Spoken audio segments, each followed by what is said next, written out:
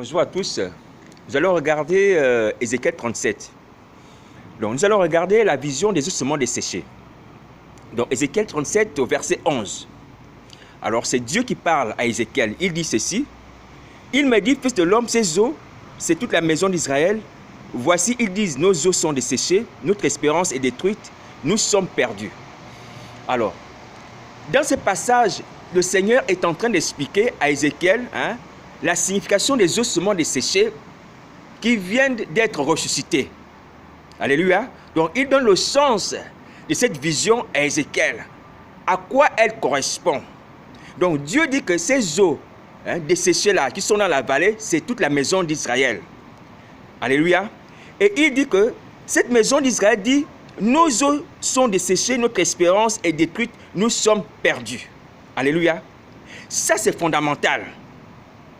De dire que nos eaux sont desséchées, notre espérance est détruite, nous sommes perdus. Pourquoi? Parce que dans ces paroles, nous voyons que, en fait, le peuple arrive à attirer la faveur de Dieu. Ces paroles sont des paroles qui attirent la faveur de Dieu parce que ce sont des paroles de lamentation. Le peuple s'est lamenté sur son sort. Le peuple s'est lamenté sur son état. Le peuple regrettait sa relation avec Dieu, son état d'antan, sa situation passée. Et ils avaient une forme de désespoir parce qu'ils ne ressentaient plus la présence de Dieu, étant occupés par les Babyloniens, étant en captivité. Donc spirituellement, c'était aussi une ruine. Et donc, les enfants d'Israël se disaient que nos eaux sont desséchées, notre espoir est vaincu. Nous sommes perdus. Et lorsqu'ils ont commencé à se lamenter, à dire ces paroles, c'est alors que Dieu a envoyé son prophète Ézéchiel d'aller prophétiser sur les ossements desséchés. Donc c'est cette attitude qui a déclenché la vision des ossements desséchés, dont le rétablissement d'Israël. Alléluia. Alors ceci c'est pour dire que Dieu ne nous rétablira pas si on ne se lamente pas. Pour que nous puissions être ressuscités, pour que nous puissions revenir à la vie, il faut que nous puissions nous lamenter. Les lamentations font partie de la repentance. Le Seigneur Jésus nous l'avait dit la fois dernière. Lorsqu'Ézéchiel a mangé le rouleau, sur le rouleau, il y avait trois types de cris. Il y avait les plaintes, de gémissements et lamentations. Donc, en fait, c'est ce que Dieu souhaitait que le peuple puisse exprimer, qu'Ézéchiel puisse amener le peuple à ce niveau-là. Au niveau des lamentations, des plaintes et des gémissements par rapport à sa situation, par rapport à son impiété et par rapport au malheur que Dieu a fait venir sur lui. Alléluia. Et on voit même que dans le livre de Jérémie, au chapitre 5, les lamentations au chapitre 5, Jérémie se lamente. Alléluia. Donc c'est cette attitude-là que Dieu voulait que le peuple d'Israël puisse avoir, se lamenter sur son sort. Reconnaître que nous sommes perdus parce que nous avons été rebelles. Et c'est ce qui a déclenché la grâce de Dieu, la faveur de Dieu au travers du rétablissement dans la vision d'Ézéchiel 37. Alléluia. Voilà, donc c'est comme ça que Dieu explique la vision à Ézéchiel. Donc au verset 11, il le dit. Donc ces eaux, c'est la maison d'Israël. Ils disent, nos eaux sont desséchées, notre espérance est détruite, nous sommes perdus. Parce que par la suite, Dieu dit, prophétise donc et dis-leur, donc verset 12. Ainsi parle le Seigneur l'Éternel, voici j'ouvrirai vos sépulcres et je vous ferai sortir de vos sépulcres, ô mon peuple, et je vous ramènerai dans le pays d'Israël. Donc, les lamentations d'Israël ont amené Dieu à promettre la restauration d'Israël, comme je le disais tout à l'heure. Alléluia. Donc, il est temps de pouvoir nous lamenter aussi sur notre situation. Il est temps de pouvoir nous humilier devant la face de Dieu. Reconnaître que nous sommes perdus. Que sans Jésus-Christ, nous ne sommes rien. Regardez notre état d'autrefois et comparer à l'état d'aujourd'hui. Et pouvoir faire en nous-mêmes une forme d'autocritique. Dire que nous avons échoué spirituellement, nous sommes captifs, nous sommes morts. Dieu dit que les ossements sont dans les sépulcres.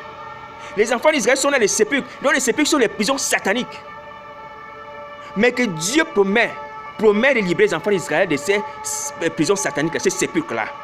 Dieu va nous libérer aussi de ces sépulcres. Mais repentons-nous. Alléluia.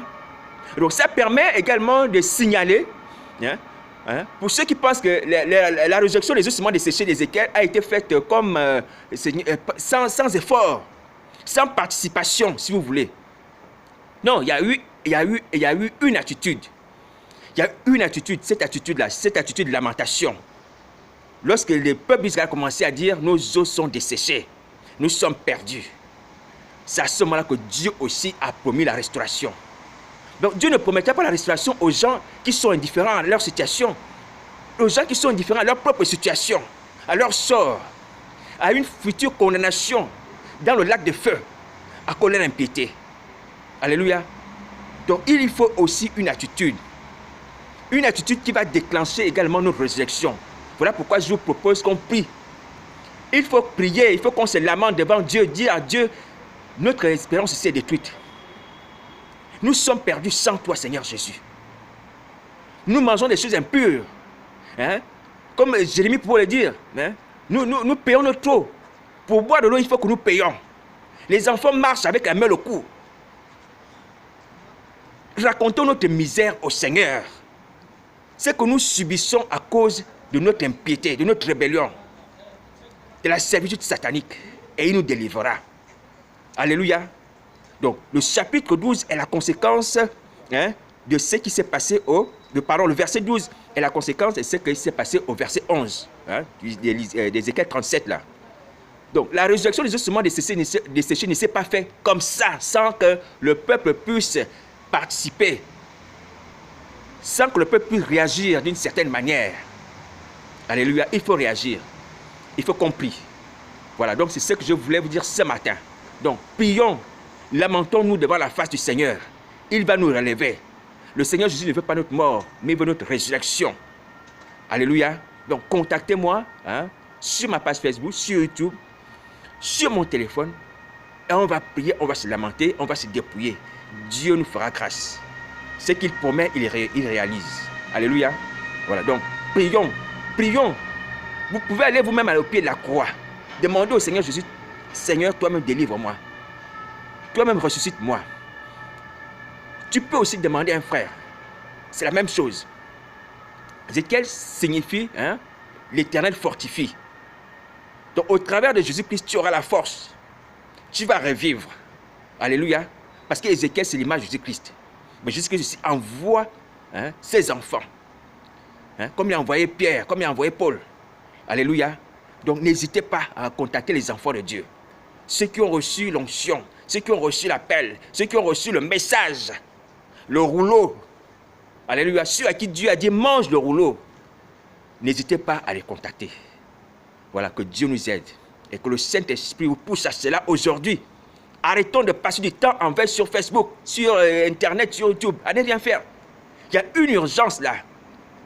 Nous sommes dans le sépulcre, nous sommes desséchés. Dieu veut nous ressusciter. Dieu veut nous délivrer. Recherchons notre salut. Recherchons notre libération. C'est encore possible. Alléluia. Merci pour toutes les personnes qui cliquent les messages que je mets sur Facebook. Merci pour cela. Mais surtout, le plus important, ce n'est pas de cliquer. J'aime ou voilà. Le plus important, c'est de prier. C'est de prier pour la restauration, pour la résurrection, pour le rétablissement de ta vie. Alléluia. Que Dieu nous bénisse. Amen.